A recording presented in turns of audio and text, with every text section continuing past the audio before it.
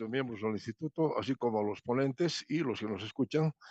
Voy a hablar un poco en forma informativa, no en forma propositiva, porque la mayoría de la gente no tiene mucha idea acerca de cuál fue la influencia del socialismo del siglo XXI sobre las Fuerzas Armadas. En un primer periodo, a partir del momento en que se posesiona el nuevo gobierno, se diseña un objetivo respecto a las Fuerzas Armadas. Este objetivo era básicamente debilitamiento material y moral, así como romper su institucionalidad. Esto no se hizo en forma inmediata, fue un trabajo bastante progresivo cuya mano directriz estuvo de parte de dos países especialistas y amigos en inteligencia y seguridad, Cuba y Venezuela. Para cumplir estos objetivos, el régimen inicialmente atacó la cohesión y la moral de las Fuerzas Armadas.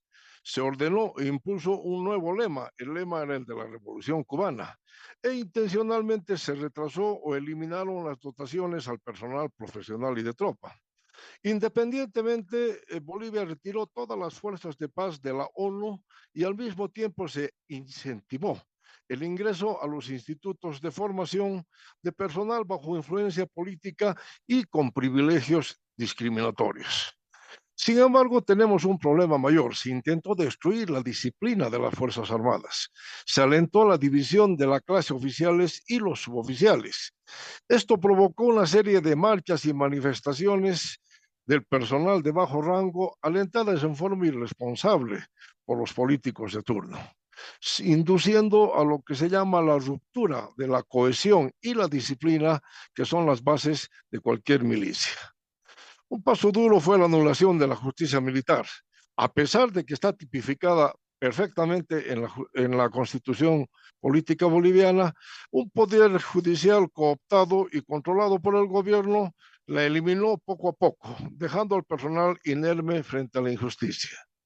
Todas estas medidas estaban dirigidas a no reconocer a las Fuerzas Armadas como institución fundamental, convirtiéndola en una especie de brazo armado del gobierno, rompiendo lo establecido en la Constitución y empleándolas en tareas políticas o prohibiendo su uso en funciones específicas, dañándolas moral y disciplinariamente, yendo en contra de lo más valioso de una Fuerza Armada, sus principios morales, su disciplina, su lealtad a la nación y su integridad profesional.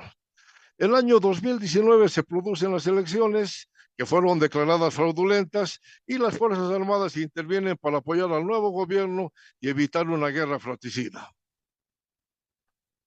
Tras nuevas elecciones, con un patrón viciado y nuevas sospechas de fraude, vuelve el gobierno socialista al mando.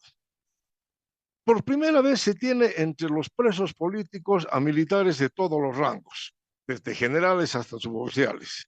Más de 30 de ellos son enjuiciados, detenidos preventivamente y condenados por los más diversos motivos.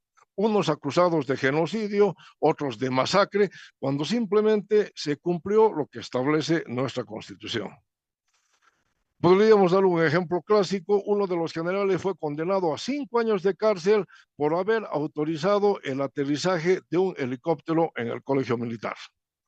Por otro lado, se retira a todos los militares que cumplen funciones como agregados militares y se trata de dividir una estructura holística que es la seguridad interna y externa, dando todos los medios a la primera, a la seguridad interna, y ninguno a la seguridad externa.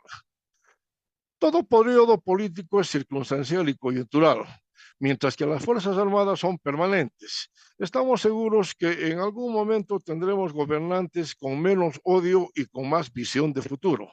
Hasta entonces mantendremos nuestras cualidades claramente visibles, el honor, la lealtad, la integridad, como cumple el militar que se debe a su Dios, a su patria y a su bandera.